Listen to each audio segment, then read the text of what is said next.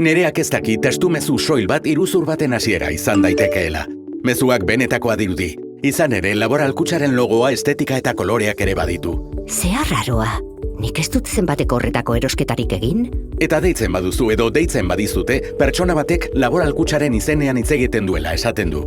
Presa ematen dizute, beldurtu egiten zaituzte, eta zure dirua babesten ari direla sinestarazten dizute.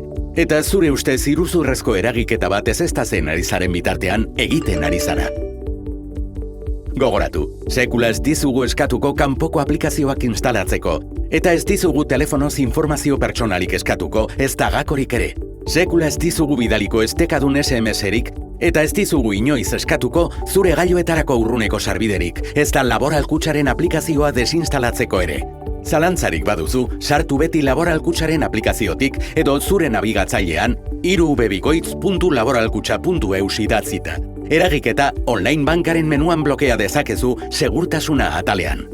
Zerbaitek zalantza eragiten badizu, deitu telebankaren 900 bederatzi 2 bederatzi 0 2 bederatzi telefonora edo gerturatu hurbilen duzun bulegora.